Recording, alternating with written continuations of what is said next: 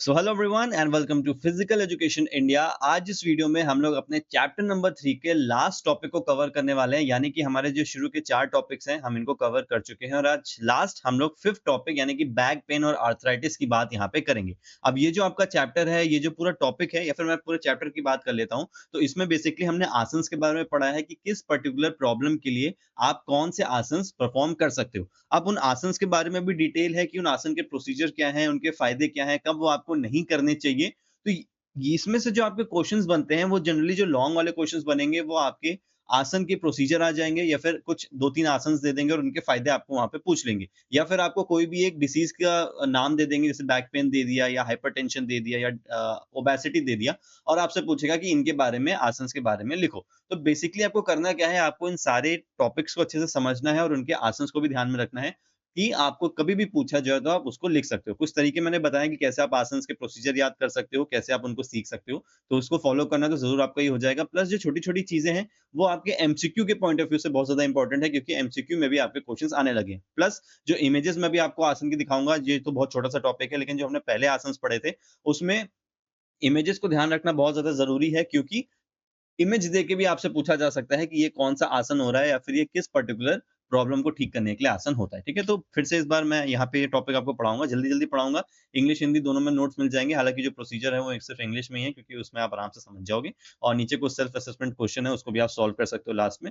और कैसे इनको अटेम्प्ट करना है, क्वेश्चन्स कैसे हैं, वो मैं इसको आपको समझाता चलूँगा। चलो, बैक पेन और आर्थराइटिस की बात करते हैं। तो बैक पेन देखो क्या होता है, सबसे पहले ये जनरली जो 35 से 55 साल के लोग होते हैं, इनमें बहुत ज़्यादा ये इश्यू देखा जाता है और ये क्यों होता है? क्योंकि देखो 35 साल तक हमारी जो बोन्स होती हैं, हमारी जो मसल्स होती हैं, वो स्ट्रॉन्ग होती हैं। लेकिन धीरे-धीरे क्या होता है, जैसे हमारी एज बढ़ती है, तो ये वीक होने लगती हैं। और एक ह्यूमन बीइंग नॉर्मली क्या करता है कि उसको आदत पड़ जाती है कि अपनी हड्डियों पे इतना जोर दो, मसल्स पे इतना जोर दो। लेकिन धीरे-धीरे जब आप एज में आगे बढ़ते हो ना, तो उतना सपोर्ट आपको आपकी बॉडी से नहीं मिलता है और इंसान को ये चीज़ तब तक समझ में नहीं आती, जब तक आपकी बॉडी आपको ये बात बताने नहीं लगती। तो बैक पेन वो तरीका है, जो कि आपको पता चलता है कि यार मेरी जो बैक मसल्स हैं या फिर हमारी जो बोन है, जो वर्टिब्रल कॉलम है, वो अब धीरे-धीरे वीक हो रही है। 35 से 55 साल के बीच में ये इश्यू देखा जाता है, ठीक है? आपके जो मसल्स हैं या फिर लिगामेंट्स क्या होता है, जो कि 2 बोन्स को जोड़ते हैं, ठीक है? ये फाइब्रस टिश्यूज़ होते हैं जो 2 बोन्स को आपस में जोड़ते हैं। अभी इसके नीचे इमेज में आपको दिखाता हूँ, ठीक है? तो इनमें ये इश्यू आने लगता है। It often originates from lower 4 muscles, तो आपकी जो नीचे की मसल्स होती हैं, वहाँ से ओरिजिनेट करता है। नर्व्स में और फिर धीरे-धीरे डिस्क में आता है सर्वाइकल की, फिर थोरैसिक और फिर लंबर रीजन में आता है। तो हमने पूरे रीजन्स पढ़े थे कि क्या-क्या हमारे रीजन्स होते हैं, cervical, thoracic, lumbar, sacrum, coccyx. तो ये नीचे से स्टार्ट होता है मसल से और फिर धीरे-धीरे ये हमारे लंबर रीजन तक भी पहुँच जाता है, ठीक है? चलो, यानी कि थोरैसिक तक ऊपर तक पहुँच जाता है। हिंदी में भी तो आप रीड कर सकते हो। किस-किस वजह से हो सकता है? भाई मसल्स में अगर स्ट्रेन है, खिंचाव है, लिगामेंट्स मैंने जैसे आपको बताया उसमें कोई इश्यू है, जॉइंट्स में कोई दिक्कत है, तो फिर आपको ये प्रॉब्लम होगी जब आप कोई भारी चीज़ उठा लेते हो या फिर अचानक से कोई काम कर लेते हो। इसलिए आपको बोला जाता है कि झुक के बहुत ज़्यादा मत चलो। कोई भारी सामान उठा रहे हो तो उसको बेंड करके आराम से उठाओ, स्क्वाट पोज़ीशन में जाके उठाओ ताकि आपके बैक में इश्यू ना आए। डिस्क जो होती हैं, जो हमारी वर्टेब्रल कॉलम्स होती हैं, उसके बीच में डिस्क लगी होती हैं, जो बेसिकली हमारे खिंचाव के काम में हेल्प करती है। जब प्रेशर पड़ता है तो उसको सेफ रखती है हमारे वर्टेब्रल कॉलम्स को। उनमें अगर ये जैसे यहाँ पे वर्ड भी लिखा है, कुशन की तरह जो काम करती हैं, तो उनमें अगर इश्यू आ गया या फिर कुछ प्रॉब्लम हो गया तो ये प्रॉब्लम हो सकती है।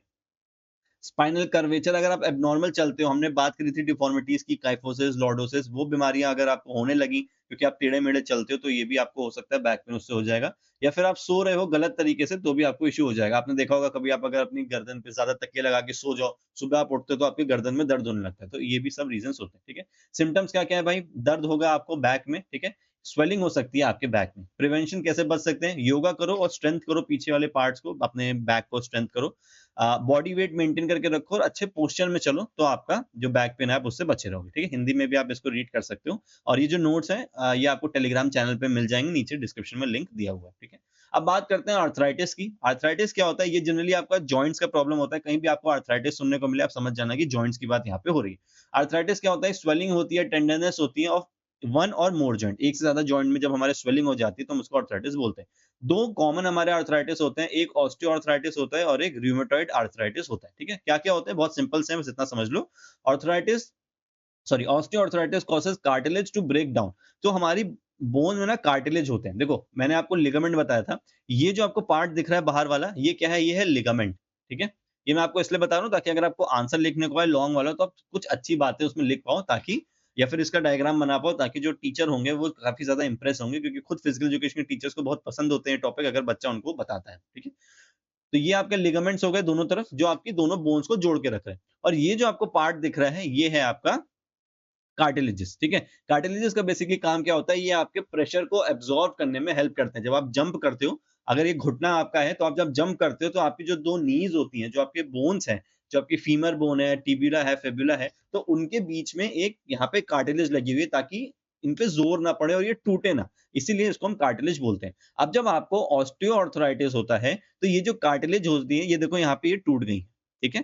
तो ये होता है आपका ऑस्टियोआर्थराइटिस। जब आपकी कार्टिलेज जो होती है वो टूट जाती है, ठीक है? और दूसरी तरह का क्या है, आपका है रूमेटॉइड आर्थराइटिस। इसमें आपका जो इम्यून सिस्टम होता है वो अटैक करने लगता है और बेसिकली आपकी जो लाइनिंग होती है बोन्स की, वहाँ पे काम ये करना पहले शुरू करता है, ठीक है? और फिर धीरे-धीरे ये अंदर जाना स्टार्ट कर देता है, ठीक है? तो ये जो रेड रेड एरिया आपको दिख रहा है, जो इन्फ्लेमेशन आपको दिख रही है यहाँ पे, ये आपका रूमेटॉइड आर्थराइटिस का पार्ट, ठीक है? तो ये बैक पेन और आर्थराइटिस था। अगर इनके बारे में लिखने को है या फिर इनके बारे में आसन्स लिखने को है, तो पहले आप छोटा-सा 4-4 पॉइंट अगर इनके बारे में लिख दोगे तो काफ़ी अच्छा इंप्रेशन आपका पड़ेगा लॉन्ग आंसर्स में, ठीक है? कॉजेज़ देखो, क्या अगर कोई फैमिली हिस्ट्री है, जेनेटिकल अगर इश्यू है तो प्रॉब्लम हो सकती है। आपको ऐसा जॉब या स्पोर्ट कर रहे हो जहाँ पे बहुत ज़्यादा जॉइंट्स में प्रेशर है, स्पोर्ट्स में तो भाई बहुत ज़्यादा प्रेशर रहता है, तो भी हो सकता है। अगर कोई आप ऐसा काम कर रहे हो जहाँ पे आपको बहुत सारा सामान उठाना है, ठीक है? या फिर अपने पैरों पे ज़ोर बहुत ज़्यादा देना है, खड़े रहना है, तो भी आपको इश्यू हो सकता है। कोई ऑटो इम्यून डिसऑर्डर अगर आपको है या वायरल इन्फेक्शन है, तो भी आपको ये हो सकता है। सिम्पटम्स क्या है? दर्द होगा, स्टिफनेस हो सकती है, ठीक है? आपको अकड़ा-अकड़ा महसूस होगा, स्वेलिंग हो सकती है, लाल हो सकता है वो एरिया, या फिर रेंज ऑफ मोशन आपका कम हो सकता है, ठीक है? यानी कि कितना आप उसको यूज़ कर सकते हो, कुछ इस तरीके से वो आपका कम हो जाएगा। कैसे बच सकते हो? वेट को हेल्दी रखो, अपने ब्लड शुगर को कंट्रोल रखो, स्ट्रेचिंग करते रहो और quitting smoking protects tissues that protect joints and can lead to arthritis fit. Quitting smoking protects, अच्छा, स्मोकिंग को क्विट करने से आपका जो जॉइंट्स हैं वो भी आपके हेल्दी रहते हैं, ठीक है? स्मोकिंग समझ गए आप, क्या बोलना चाह रहे हैं, ठीक है? चलो, ये कुछ आसन्स हैं, ठीक है? अब देखो, इस चैप्टर में हम इन सारे आसन्स के बारे में नहीं पढ़ेंगे क्योंकि इसमें से बहुत सारे हम पुराने टॉपिक्स में कर चुके हैं। तो ये सिर्फ़ 2 आसन बचे हैं आपके, जो आपके इसमें आएँगे, और ये पूरी टेबल है। आप इसका स्क्रीनशॉट ले सकते हो या फिर नोट्स को डाउनलोड कर सकते हो टेलीग्राम से। ये सारे आसन्स हैं जो कि आपके बैक पेन को ठीक करने में हेल्प करते हैं। अब आपको याद होगा, अगर आपने पुरानी वीडियोज़ देखी होंगी, जिसमें हमने ताड़ आसन, त्रिकोण आसन, भुजंग आसन, गौमुख आसन, मकर आसन, ये सारे आसन जो हैं, ये हमने पहले से ही पढ़ के रखे हुए हैं। और अगर आपको याद होगा तो ये ओबेसिटी में था, ये डायबिटीज़ वाले टॉपिक्स में भी है। बहुत सारे आसन्स ऐसे हैं जो कि कॉमन है। तो इनकी तो आप एक लिस्ट बना लो कॉमन आसन्स की, और इनको तो बहुत अच्छे से याद कर लो, ताकि अगर आपको इन 4-5 इश्यूज़ में से जो आपके टॉपिक्स दिए हुए हैं, डायबिटीज़ हो गया, बैक पेन है, आर्थराइटिस है, ओबेसिटी है, हाइपरटेंशन है, जो भी आपके इसमें से आसन्स सेम बैठ रहे हैं, आप उनको याद कर लो और उठा के चुपचाप लिख देना, कोई सा भी लिखने को आएगा तो, ठीक है? क्योंकि सब में आप इनको लिख सकते हो और ये बहुत अच्छा आपके लिए एक फ़ायदा है, ठीक है? तो आप इनको पढ़ सकते हो और इनके बेनिफिट्स भी साइड में दिए हुए हैं, तो आप इनको दिमाग में रख सकते हो, रिवाइज़ करने में भी हेल्प करेगा।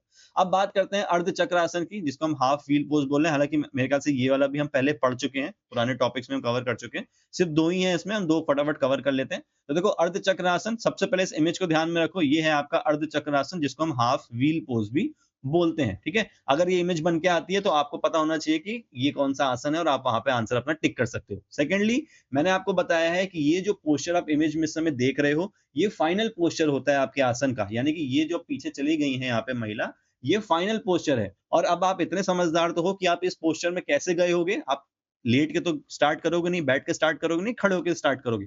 तो प्रोसीजर लिखने के लिए पहले वो सारी चीज़ें लिख दो कि खड़े आपको कैसे होना है। पैर आपके साथ में रहेंगे, हाथ साइडवेज़ रहेंगे, आप सामने देख रहे होगे, बॉडी रिलैक्स रहेगी। ये सारे पॉइंट्स आप प्रोसीजर में लिखने के लिए स्टार्ट कर सकते हो और फिर धीरे-धीरे प्रोसीजर को आगे बढ़ा के अपने आसन को कंप्लीट कर सकते हो। अब देखो, एक बार रीड भी कर लो तो समझ में आ जाएगा। स्टैंड इन स्टैंडिंग पोज़, भाई स्टैंडिंग पोज़ में खड़े हो गए। पहला तो यही हो गया procedure. Stand straight and arms alongside the body, यही चीज़ देखो मैंने आपको बताई, ठीक है? Balance the weight equally on both feet, दोनों पैर साथ में रखो और अपने वेट को बैलेंस करो। देखो 3 पॉइंट तो कितने आराम से आपने लिख दिए प्रोसीजर के। Breathe in, raising the arms overhead, palms facing each other. साँस अंदर खींचो, अपने हाथों को ऊपर ले जाओ और पाल्म्स को एक दूसरे की तरफ ऐसे फेस कराना है, ऐसे रहेंगे, ठीक है? Bend backwards, push the pelvis forward, आपका पेल्विस एरिया होता है नीचे वाला, ठीक है? कमर वाला एरिया आप बोल सकते हो। Keeping the arms in line with the ears, अपने हाथों को अपने कानों के साथ रखो। चेस्ट एंड नीज अपराइट, अपने चेस्ट को, नीज को आगे की तरफ रखो। Head up and lift the chest up towards the ceiling, और अपने हेड को और अपने चेस्ट को सीलिंग की तरफ करने की कोशिश करो। Breathing out, breathe the arms down and relax. तो आप ये पोजीशन देख सकते हो, चेस्ट सीलिंग की तरफ है, हेड आपका ऊपर है, पेल्विस रीजन आपका बाहर निकला हुआ है, हाथ आपके पीछे हैं, ठीक है? और अब ये कान के अलाइन्ड है। तो ये सारी चीजें देखो, अगर आप इमेज देख लोगे या फिर मैंने आपको जैसा बताया है कि इन आसन्स को करना शुरू कर दो चुपचाप। ये जो मैंने ऊपर ये जो मार्क किए ना आसन, ताड़ासन, त्रिकोणासन, भुजंगासन, गौमुखासन, मकरासन, ये जो हाफ व्हील पोज़ है, अर्धचक्रासन, इनको करना शुरू कर दो। रोज़ करोगे ना, अपने आप ये सारी चीज़ें आपको याद हो जाएँगी। Benefits, stretches the front part, और फ़ायदा तो है ही भाई इसका, तो इसका तो कोई दो राय नहीं है। Stretches the front part of upper torso को स्ट्रेच करेगा। आर्म और शोल्डर को मसल्स को टोन करता है। कॉन्स्टिपेशन से आपको बचाता है। फ्लेक्सिबिलिटी बढ़ाएगा आपके हिप जॉइंट्स की। ब्लड प्रेशर को कंट्रोल करेगा। डाइजेशन अच्छा करेगा। मेंस्ट्रुअल डिसऑर्डर्स को भी ठीक करने में ये हेल्प करता है। अगर किसी की साइकिल में इश्यूज आ रहे हैं तो ठीक हो जाएगा। Helps relieve stress and tension, आपके स्ट्रेस को, टेंशन को कम करने में हेल्प करता है। कॉन्ट्राइंडिकेशंस मतलब क्या होता है कि कभी आपको नहीं करने हैं ये आसन, ठीक है? तो कम नहीं करना। Should be avoided by people with having serious hip movement problems. अगर आपके हिप में पहले से इश्यू है तो मत करो, क्योंकि आप देख सकते हो बहुत ज्यादा स्ट्रेन आ रहा है। ब्लड प्रेशर आपका बहुत ज़्यादा हाई है तो मत करो, या फिर ब्रेन में अगर आपके सर में दर्द होता है या कोई भी इश्यू है तो फिर आप इसको मत करो, ठीक है? इंडिविजुअल सफरिंग फ्रॉम पेप्टिक और duodenal ulcers and hernia should avoid it. तो पेप्टिक या फिर ड्यूडेनल अल्सर्स जो होते हैं, जनरली आपके पेट के इश्यूज हो गए, जब गैस्ट्रिक इश्यूज आपको होते हैं पेट में, अगर आपको पेट में दर्द हो रहा है, गैस बन रही है, तो आपको ये नहीं करना। या फिर हर्निया, हर्निया की बात हम पहले ही कर चुके हैं। ये एक ऐसी कंडीशन होती है जब आपके बॉडी में जो टिश्यूज होते हैं या फिर जो ऑर्गन्स होते हैं, वो मसल्स की वॉल को हल्का पाते हैं या फिर वीक पाते हैं, और फिर वो आपकी मसल्स को पुश करते हुए बाहर निकलने की कोशिश करते हैं, ठीक है? वैसे ये बॉडी से बाहर नहीं आते हैं, बट जब आप देखोगे, जैसे अगर किसी को इस एरिया में हर्निया है पेट में, तो अगर आप देखोगे तो उसके आपको हल्का-सा ये एरिया बाहर आता हुआ दिखेगा, लेकिन वो स्किन के अंदर ही रहेगा। Pregnant women should avoid it. जो प्रेग्नेंट वुमेन है इनको भी ये नहीं करना। लास्ट बात कर लेते हैं भद्रासन की, ठीक है? इसको भी हम हाफ व्हील पोज़ बोल रहे हैं। आई थिंक ये शायद गलत हो गया भद्रासन। ठीक है, इसको आप चेक कर लेना भद्रासन को, नहीं तो मैं नीचे कमेंट में इसको सही करके लिख दूँगा। ये है आपका भद्रासन, ठीक है? इसको हाफ व्हील पोज़ नहीं बोलते हैं, ठीक है? मेरे ख्याल से इसका कोई भी नाम नहीं है सेकेंडरी, अगर होगा तो मैं नीचे कमेंट में डाल दूँगा, ठीक है? भद्रासन देख लो, नॉर्मल पोज़ीशन में बैठे हुए हैं, पलथी मार के, ये सब आपने ज़रूर किया होगा, ठीक है? बटरफ्लाई वटरफ्लाई भी इसको बोलते हैं, बटरफ्लाई पोज़ काइंड ऑफ इसको आप बोल सकते हो। Sit on the mat with legs fully stretched forward, पलथी मार के बैठना है। Bring the feet with the toes pointing outward, close to the generative organ, the heels touching the perineum। ठीक है? अब देखो आपका क्या करना है, सबसे पहले पैरों को फोल्ड कर लिया है और आपकी जो हील्स हैं वो आपके कहाँ पे है? जनरेटिव ऑर्गन्स के पास है, ठीक है? If required, clasp the feet to bring the heels as close to the body as possible. अगर कोशिश करो तो अपने हील्स को बॉडी के जितना पास ला सकते हो लाओ। Once this position is secured, एक बार ये पोजीशन बन जाती है, place the hands on the respective knees pressing them down. और एक बार अगर ये पोजीशन आपकी बन गई तो अपने दोनों हाथों को इन नीज पे रखो, ठीक है? यहाँ-यहाँ रखो ऐसे, और इसको यहाँ रखो, और अपने नीज को नीचे दबाने की कोशिश करो, ठीक है? कीप द नेक स्ट्रेट, अपने नेक को, गर्दन को सीधा रखो, अपर बॉडी चेस्ट को सामने रखो, सांस अंदर खींचो, ठीक है? Focus eyes at one point straight ahead, और सामने कोई पॉइंट बना लो और उस पे अपना फोकस रखो, ठीक है? तो ये होता है आपका प्रोसीजर भद्रासन को करने का। फायदे क्या है भाई? Helps loosen joints by flexing and stretching tendons. तो फ्लेक्स करने में और स्ट्रेच करने में मदद करता है आपको टेंडन्स की। टेंडन्स क्या होते हैं? जो आपकी एक मसल को दूसरी बोन से कनेक्ट करते हैं, ठीक है? तो ये आपके फाइब्रस टिश्यूज होते हैं जो टेंडन्स होते हैं, और लिगामेंट्स मैंने आपको क्या बताया था, जो एक बोन को दूसरी बोन से जोड़ते हैं, ठीक है? दोनों ही फाइब्रस टिश्यूज हैं। लिगामेंट्स क्या करते हैं? आपकी बोन को बोन से जोड़ते हैं, और टेंडन्स क्या करते हैं? आपकी मसल को बोन से जोड़ते हैं, ठीक है? Relieves tension from the spinal region. अगर आपके स्पाइनल रीजन में टेंशन है तो इसको कम करेगा। साइटिका नर्व को अच्छा करेगा। आपकी जो साइटिका नर्व होती है, हम पहले भी बात कर चुके हैं, आपकी बैक से लेके लोअर बैक तक जाती है, ठीक है? आर्थराइटिस से बचाएगा, पोस्चर अच्छा करेगा, कंसंट्रेशन अच्छा करेगा। Bhadrasana is good for those who find it difficult to sit in more classical postures like Padmasana, Vajrasana. तो जिनको पद्मासन या वज्रासन में बैठने में दिक्कत होती है, ये भी हमारे बहुत क्लासिकल पोज हैं, हमने इनके पहले बात करी हुई है। तो अगर किसी को उनको बैठने में इश्यू है तो वो भद्रासन में बैठ सकता है। कॉन्ट्राइंडिकेशंस कब ये नहीं करना है? Although beneficial for arthritis prevention, practitioners with serious arthritis should consult a yoga expert before practicing this yoga। Arthritis के लिए अच्छा है, लेकिन अगर आपको सीरियस आर्थराइटिस है तो फिर पहले आपको योगा एक्सपर्ट से या फिर डॉक्टर साहब पूछ सकते हो, उसके बाद ही आपको इस आसन को करना है, ठीक है? अदरवाइज ऐसा ना हो कि ये बहुत ज्यादा पेन में आपके असर करने लगे। चलो फटाफट, मेरे ख्याल से बहुत आराम से हमने इस पूरे टॉपिक को कर लिया है, ठीक है? कुछ कॉमन बेनिफिट देख लेते हैं। What is common benefit of practicing yoga as preventive measure for lifestyle disease? देखिए आपके लिए क्वेश्चन है, ठीक है? काइंड ऑफ ये आपका होमवर्क है, बहुत सिंपल सा क्वेश्चन है, आप इसको सॉल्व करके नीचे कमेंट में इसका आंसर कर सकते हो। तो आई होप आपको ये पूरा टॉपिक और ये जो पूरा चैप्टर है समझ में आया होगा। इस चैप्टर के सारे वीडियोस अपलोडेड हैं, आप उनको एक-एक करके आराम से देखो।